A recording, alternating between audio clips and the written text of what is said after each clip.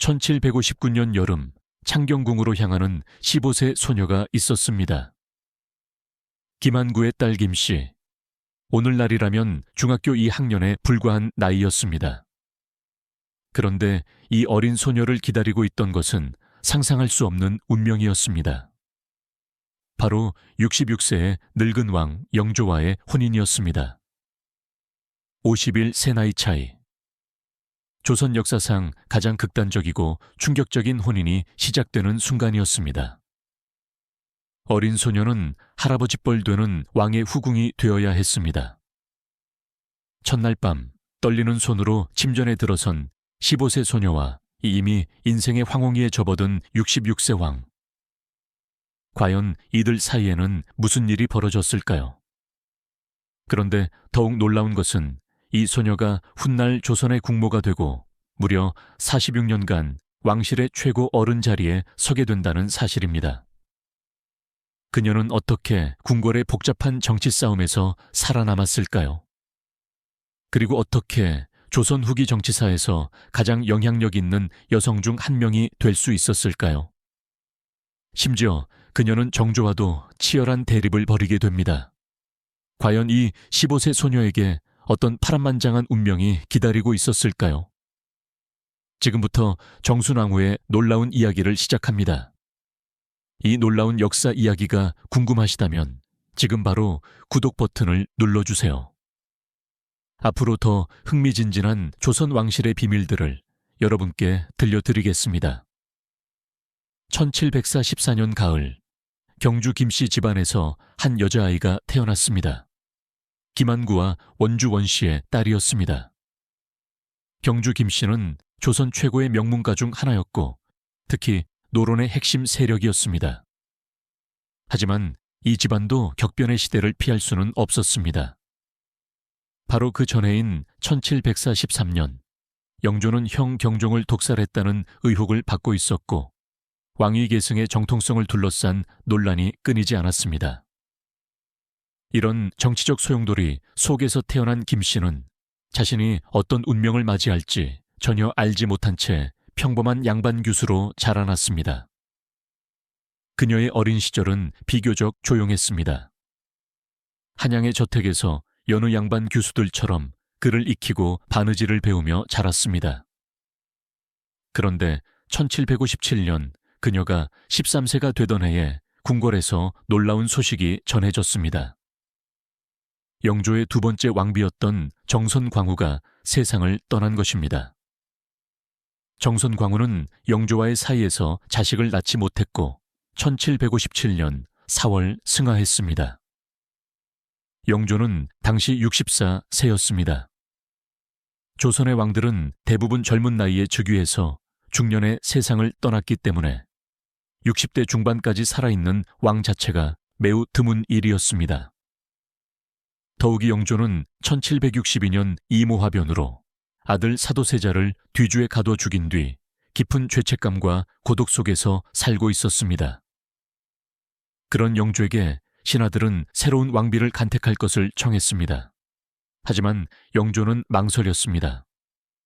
이미 인생의 황홍이에 접어든 자신에게 새로운 왕비가 과연 필요한가 하는 회의가 들었기 때문입니다. 그럼에도 불구하고 조정의 압박은 계속되었고 결국 영조는 1759년 새로운 왕비 간택을 허락했습니다. 간택 과정은 매우 신속하게 진행되었습니다. 노론 세력은 자신들의 영향력을 강화하기 위해 경주 김씨 집안의 김한구 딸을 강력하게 추천했습니다. 당시 김씨는 겨우 15세였지만 명문가 출신이라는 점과 노론의 지지가 있다는 점이 결정적이었습니다. 1759년 5월 첫 간택이 이루어졌고 김씨는 후보에 올랐습니다. 두 번째 간택에서도 그녀는 남았고 마침내 세 번째 간택에서 최종 낙점되었습니다. 그렇게 15세 소녀 김씨는 조선의 왕비로 간택되었습니다. 하지만 이 소식을 들은 김씨 본인과 그녀의 가족들은 과연 어떤 심정이었을까요? 기쁨보다는 두려움이 더 컸을 것입니다. 할아버지 뻘 되는 늙은 왕의 아내가 된다는 것, 게다가 그 왕은 자신의 아들을 직접 죽인 비극의 주인공이었습니다. 1759년 6월 29일, 마침내 혼례식이 거행되었습니다. 창덕궁 대조전에서 치러진 이 혼례는 조선 왕실 역사상 가장 이례적인 것이었습니다. 신부는 15세, 신랑은 66세, 무려 51세의 나이 차이가 났습니다. 혼례식 당일, 김 씨는 화려한 왕비의 예복을 입고 있었지만 그녀의 얼굴은 긴장으로 굳어 있었을 것입니다. 영조는 이미 2번의 왕비를 먼저 보낸 경험이 있었고 수많은 후궁들을 거느렸던 노련한 남자였습니다. 반면 김 씨는 이제 겨우 어른이 되기 시작한 소녀에 불과했습니다. 혼례식이 끝나고 첫날 밤을 맞이했을 때 두 사람 사이에는 깊은 침묵만이 흘렀을 것입니다. 영조는 어린 왕비를 어떻게 대해야 할지 몰랐고 김 씨는 두려움으로 떨고 있었을 것입니다. 그런데 놀랍게도 영조는 어린 왕비에게 매우 신중하고 조심스럽게 대했다고 합니다. 아마도 그는 자신의 나이와 그녀의 나이를 너무나 잘 알고 있었고 이 혼인이 정치적 필요에 의한 것임을 이해하고 있었기 때문일 것입니다. 실제로 영조실록을 보면 영조가 새 왕비에게 정말로 다정한 남편이 되려고 노력했다는 기록이 나옵니다. 그는 어린 왕비가 궁궐 생활에 적응할 수 있도록 세심하게 배려했고 그녀의 의견을 존중하려고 애썼습니다. 하지만 51세의 나이 차이는 결코 쉽게 극복할 수 있는 것이 아니었습니다. 영조는 이미 노년의 몸이었고 건강도 점점 나빠지고 있었습니다. 반면 김 씨는 이제 막 꽃을 피우기 시작한 소녀였습니다. 두 사람 사이에는 대화조차 쉽지 않았을 것입니다. 영조가 이야기하는 것은 50년 전의 일들이었고 김 씨가 관심을 가질 만한 것들은 영조에게는 너무나 먼 과거의 일들이었습니다. 그럼에도 불구하고 김 씨는 왕비로서의 역할을 충실히 수행하려고 노력했습니다. 그녀는 매일 아침 영조에게 문안을 드렸고 궁중 행사에 참여했으며 왕실의 어른들을 공경했습니다.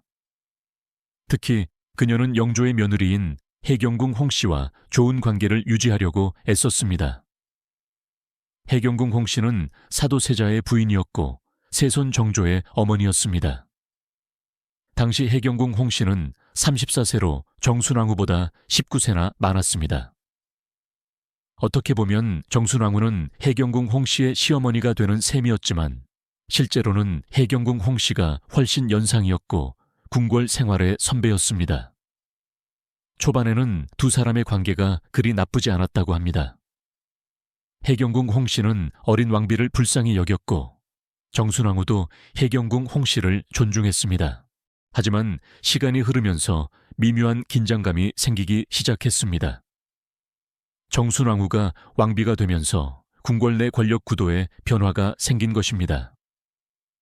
이전까지는 해경궁 홍씨가 사실상 궁궐의 최고 여성이었습니다.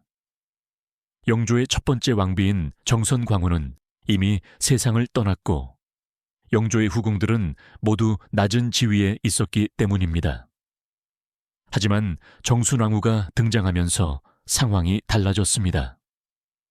정순왕후는 명목상 궁궐의 최고 여성이 되었고 해경궁 홍씨는 며느리의 위치로 내려가게 되었습니다.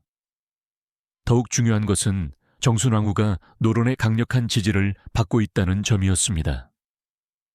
해경궁 홍씨의 친정인 풍산 홍씨 집안도 노론이었지만 경주 김씨 집안은 노론 내에서도 더욱 강력한 세력을 가지고 있었습니다. 이런 상황에서 정순왕후는 조금씩 자신의 입지를 다져나가기 시작했습니다. 그녀는 영조에게 정치적 조언을 하기 시작했고 영조도 점점 어린 왕비의 의견에 귀를 기울이게 되었습니다. 특히 노론 신하들은 정순왕후를 통해 영조에게 영향력을 행사하려고 했고 정순왕후도 이를 적극적으로 활용했습니다. 1762년 조선 역사상 가장 비극적인 사건이 일어났습니다. 바로 이모화변입니다. 영조는 자신의 아들 사도세자를 뒤주에 가둬 죽였습니다. 이 사건은 정순왕후가 왕비가 된 지 3년 만에 벌어진 일이었습니다. 당시 정순왕후는 18세에 불과했지만 이 사건을 통해 궁중 정치의 잔혹함을 뼈저리게 체험했을 것입니다. 이모화변에서 정순왕후가 어떤 역할을 했는지에 대해서는 여러 설이 있습니다. 일부 기록에서는 정순왕후가 이 사건에 직접 관여했다고 주장하지만 확실한 증거는 없습니다. 다만 분명한 것은 이모화변 이후 정순왕후의 입지가 더욱 강화되었다는 점입니다. 사도세자가 죽은 후 세손 정조는 왕위 계승자가 되었지만 매우 불안정한 위치에 있었습니다. 노론 벽파는 정조를 견제하려 했고 정순왕후는 점점 노론 벽파의 상징적 인물이 되어갔습니다. 반면 해경궁 홍씨는 남편을 잃은 슬픔 속에서 아들 정조를 보호하기 위해 필사적으로 노력해야 했습니다. 이 시기부터 정순왕후와 해경궁 홍씨 사이의 관계는 점점 냉랭해지기 시작했습니다. 1776년 3월 5일 영조가 승하했습니다. 52년간 조선을 통치한 장수왕이 83세의 나이로 세상을 떠난 것입니다. 그리고 바로 그날 24세의 정조가 왕위에 올랐습니다. 이때 정순왕후의 나이는 32세였습니다. 영조와 함께 산 시간은 17년이었고 그중 왕비로서 보낸 시간은 약 17년이었습니다. 영조가 죽자 정순왕후는 대왕대비가 되었습니다. 조선 왕실에서 대왕대비는 최고의 지위였습니다. 왕보다도 높은 예우를 받았고 막강한 정치적 영향력을 가질 수 있었습니다. 하지만 정조는 정순왕후를 경계했습니다. 그는 할머니 정순왕후가 노론 벽파의 중심에 있다는 것을 잘 알고 있었고 자신의 정치적 개혁을 방해할 수 있는 인물로 여겼습니다.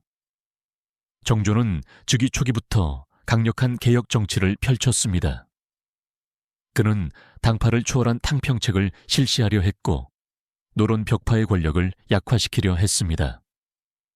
이는 필연적으로 정순왕후와의 충돌로 이어질 수밖에 없었습니다. 실제로 정조와 정순왕후 사이에는 여러 차례 긴장과 갈등이 있었습니다. 정조는 아버지 사도세자를 죽음으로 몰아넣은 세력들을 숙청하려 했고 정순왕후는 노론 벽파를 보호하려 했습니다. 하지만 정조가 살아있는 동안에는 정순왕후가 직접적으로 정치에 개입하기는 어려웠습니다. 대왕대비로서의 위치는 높았지만 실권은 왕이 가지고 있었기 때문입니다. 그래서 정순왕후는 인내하며 기다렸습니다. 언젠가 자신의 시대가 올 것이라고 믿으면서 말입니다. 1800년 6월 28일 정조가 갑자기 승하했습니다. 49세의 젊은 나이였습니다. 정조의 갑작스러운 죽음에 대해서는 여러 의혹이 제기되었지만 공식적으로는 병사로 기록되었습니다. 정조가 죽자 그의 아들 순조가 즉위했습니다. 하지만 순조는 당시 겨우 11세에 불과한 어린아이였습니다. 그래서 대왕대비인 정순왕후가 수렴청정을 하게 되었습니다. 바로 이 순간 정순왕후의 시대가 시작되었습니다. 56세가 된 정순왕후는 비로소 조선의 실질적인 최고 권력자가 되었습니다. 15세에 왕비가 된 지 41년 만의 일이었고 32세 대왕대비가 된 지 24년 만의 일이었습니다. 정순왕후는 오랜 세월 인내하며 기다렸고 마침내 그 기회를 잡은 것입니다. 수렴청정을 시작한 정순왕후는 즉시 강력한 정치적 행동에 나섰습니다. 그녀가 가장 먼저 한 일은 정조시대에 약화되었던 노론 벽파의 권력을 회복시키는 것이었습니다. 그리고 정조가 중용했던 남인과 소론 인사들을 제거하기 시작했습니다. 1801년 신유박해라고 불리는 대대적인 천주교 탄압이 시작되었습니다. 정순왕후는 천주교를 조선의 기강을 어지럽히는 사교로 규정하고 천주교 신자들을 색출하여 처형했습니다. 이 과정에서 정약용의 형 정약종을 비롯한 수많은 천주교 신자들이 목숨을 잃었습니다. 하지만 신유박해의 진짜 목적은 단순히 종교적 탄압이 아니었습니다. 그것은 정치적 숙청이었습니다. 정순왕후는 천주교 탄압을 명분으로 정조가 중용했던 남인 세력을 제거하려 한 것입니다. 실제로 신유박해로 처형된 사람들 중 상당수가 남인 출신이었고 정조 시대에 핵심적인 역할을 했던 인물들이었습니다.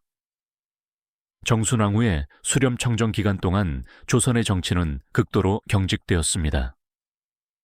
노론 벽파가 권력을 독점했고 다른 당파는 철저히 배제되었습니다.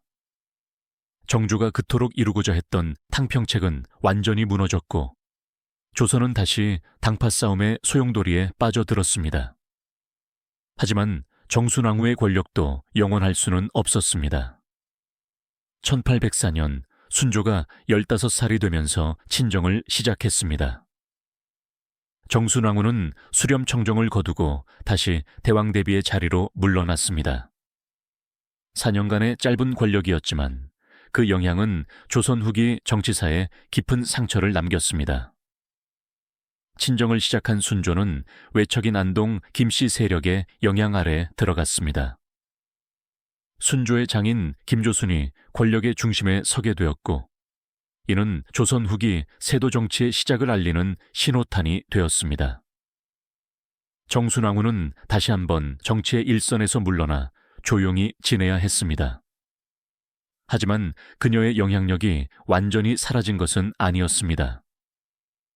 여전히 대왕대비로서 궁궐의 최고 어른이었고 노론 벽파는 그녀를 상징적 지도자로 여겼습니다. 1805년 1월 13일 정순왕후는 마침내 세상을 떠났습니다. 61세의 나이였습니다. 15세에 왕비가 된 후 46년간 궁궐에서 살았던 그녀의 삶이 막을 내린 것입니다. 그녀의 죽음으로 영조의 시대는 완전히 끝이 났고 새로운 시대가 열렸습니다. 정순왕후가 죽은 후 조선 왕실은 그녀를 어떻게 평가했을까요? 공식적으로는 현명하고 덕망 있는 대왕대비로 기록되었습니다. 하지만 실제로는 평가가 엇갈렸습니다. 노론 벽파는 그녀를 훌륭한 지도자로 추앙했지만 남인과 소론은 그녀를 가혹한 탄압자로 기억했습니다. 특히 정약용 같은 남인 학자들은 정순왕후의 수렴청정 기간을 암흑기로 규정했습니다. 신유박해로 수많은 무고한 사람들이 희생되었고 정조가 이루려 했던 개혁이 좌절되었기 때문입니다. 하지만 정순왕후를 단순히 악역으로만 보기는 어렵습니다. 그녀는 자신이 속한 정치 세력의 생존을 위해 싸웠을 뿐이고 당시의 정치적 상황에서는 그것이 불가피한 선택이었을 수도 있습니다. 정순왕후의 삶을 돌아보면 여러 가지 생각이 듭니다. 그녀는 15세의 어린 나이에 66세 늙은 왕의 왕비가 되어야 했습니다. 이것은 그녀가 선택한 운명이 아니었습니다. 정치적 필요에 의해 강제로 부여된 운명이었습니다. 처음에는 두렵고 당황스러웠을 것입니다. 할아버지 뻘 되는 남자의 아내가 된다는 것, 궁궐이라는 낯선 공간에서 살아야 한다는 것, 모든 것이 버거웠을 것입니다. 하지만 그녀는 포기하지 않았습니다. 주어진 상황에 적응하고 자신의 위치를 지키기 위해 노력했습니다. 그리고 마침내 조선 후기 정치사에서 중요한 역할을 하는 인물이 되었습니다. 정순왕후가 보여준 생존 전략은 주목할 만합니다. 그녀는 17년간 영조의 왕비로 살면서 끊임없이 배우고 관찰했습니다. 궁중 정치가 어떻게 돌아가는지, 권력이 어디에서 나오는지, 누구를 믿고 누구를 경계해야 하는지를 철저히 익혔습니다. 특히 그녀는 노론 벽파라는 강력한 정치 세력과 긴밀한 관계를 유지했습니다. 이것이 그녀가 대왕대비가 된 후 권력을 행사할 수 있었던 핵심적인 기반이었습니다. 만약 그녀가 정치적 배경 없이 혼자였다면 아무리 대왕대비라는 지위가 있어도 실질적인 권력을 행사하기는 어려웠을 것입니다. 하지만 정순왕후의 권력 행사 방식은 논란의 여지가 많습니다. 특히 신유박해는 조선 역사에서 가장 가혹한 종교 탄압 중 하나로 기록되어 있습니다. 수많은 무고한 사람들이 천주교 신자라는 이유만으로 고문당하고 처형당했습니다. 정순왕후는 이 모든 것을 승인했고 심지어 적극적으로 추진했습니다. 이것은 단순히 종교적 이유 때문이 아니라 정치적 적대자들을 제거하기 위한 수단이었습니다. 이런 점에서 정순왕후는 권력을 위해서라면 수단과 방법을 가리지 않는 냉혹한 정치인의 모습을 보여주었습니다. 하지만 동시에 이것은 당시 조선 정치의 현실이기도 했습니다. 권력 투쟁에서 패배한다는 것은 곧 죽음을 의미했고 살아남기 위해서는 먼저 공격해야 했습니다. 정순왕후와 해경궁 홍씨의 관계도 흥미롭습니다. 두 사람은 처음에는 그리 나쁘지 않은 관계였지만 시간이 지나면서 점점 멀어졌습니다. 이것은 단순히 개인적인 감정 때문이 아니라 정치적 입장 차이 때문이었습니다. 정순왕후는 노론 벽파를 대표했고 해경궁 홍씨는 아들 정조를 보호하기 위해 노론 시파와 가까웠습니다. 두 사람은 각자의 정치적 생존을 위해 다른 길을 선택했고 그 결과 평생의 라이벌이 되었습니다. 해경궁 홍씨가 쓴 한중록에는 정순왕후에 대한 직접적인 언급은 많지 않지만 행간에서 두 사람 사이에 미묘한 긴장감을 느낄 수 있습니다. 정순왕후의 삶에서 가장 아이러니한 부분은 그녀가 평생 권력을 추구했지만 정작 그 권력을 마음껏 행사할 수 있었던 시간은 겨우 내년에 불과했다는 점입니다. 46년의 궁궐 생활 중 42년은 인내와 기다림의 시간이었고 단 4년만이 권력의 시간이었습니다. 그리고 그 4년도 결국 안동 김씨의 세도 정치로 이어지는 과도기에 불과했습니다. 정순왕후가 꿈꾸었던 노론 벽파의 영원한 권력은 실현되지 못했습니다. 그녀가 죽은 후 조선은 외척 세도 정치의 시대로 접어들었고 노론 벽파의 영향력도 점차 약화되었습니다. 그렇다면 정순왕후는 성공한 것일까요? 실패한 것일까요? 개인적인 관점에서 보면 그녀는 분명히 성공했습니다. 15세의 어린 나이에 왕비가 되어 61세까지 살면서 대왕대비의 지위를 유지했고 한때나마 조선의 최고 권력자가 되었습니다. 이것은 조선 역사에서 매우 드문 일이었고 특히 여성으로서는 더욱 대단한 성취였습니다. 하지만 정치적 관점에서 보면 평가가 달라집니다.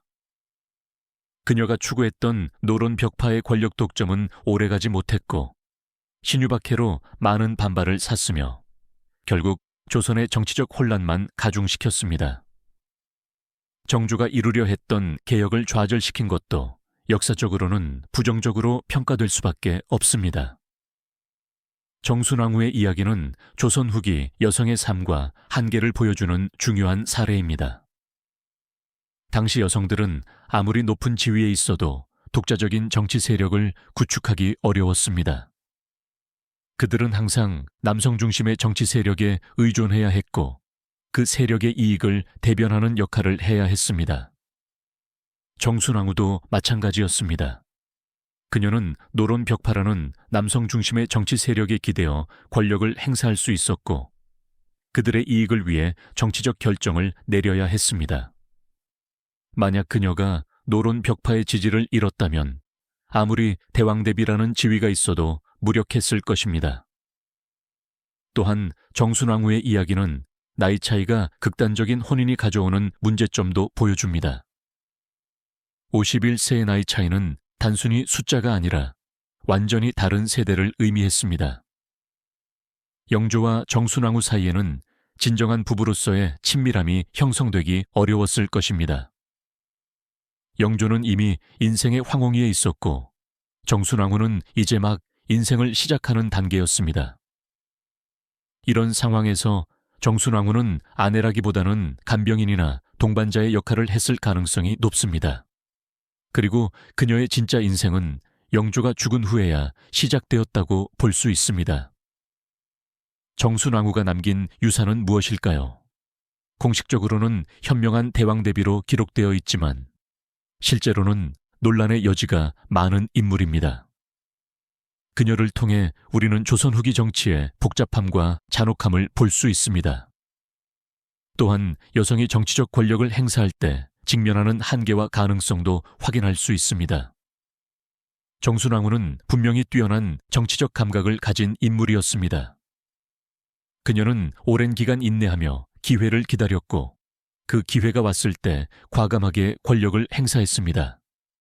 하지만 그 과정에서 많은 희생이 따랐고 그 희생의 대가는 조선 사회 전체가 치러야 했습니다. 오늘날 우리가 정순왕후를 기억하는 이유는 무엇일까요? 그녀는 단순히 역사 속의 한 인물이 아니라 시대의 모순과 개인의 야망이 충돌하는 지점을 보여주는 상징적 존재입니다. 15세에 66세 왕의 왕비가 된다는 것, 그것은 개인의 운명이 정치적 필요에 의해 좌우되는 현실을 극명하게 보여줍니다. 그리고 그런 상황에서도 포기하지 않고 자신의 길을 개척해 나간 정순왕후의 모습은 비록 그 방법에 대해서는 논란이 있지만 분명히 주목할 만한 가치가 있습니다. 정순왕후의 이야기는 권력과 생존, 선택과 책임에 대한 깊은 성찰을 요구합니다. 그녀가 내린 선택들이 과연 옳았는지, 다른 방법은 없었는지 우리는 계속해서 질문해야 할 것입니다. 1805년 1월 창덕궁 대조전에서 정순왕후는 마지막 숨을 거두었습니다. 61년의 파란만장한 생애가 막을 내린 순간이었습니다. 그녀는 영조와 함께 걸릉에 묻혔습니다. 15세에 만난 66세 남편과 영원히 함께하게 된 것입니다. 아이러니하게도 생전에는 진정한 부부로서 함께하지 못했던 두 사람이 죽어서는 영원히 함께하게 되었습니다. 정순왕후의 무덤 앞에 서면 여러 가지 생각이 듭니다. 이 작은 소녀가 어떻게 조선 후기 정치사의 중심에 설 수 있었을까? 그녀가 꿈꾸었던 것은 무엇이었을까? 그리고 그녀가 이룬 것과 잃은 것은 무엇이었을까? 정순왕후, 15세에 왕비가 되어 61세에 생을 마감한 여인.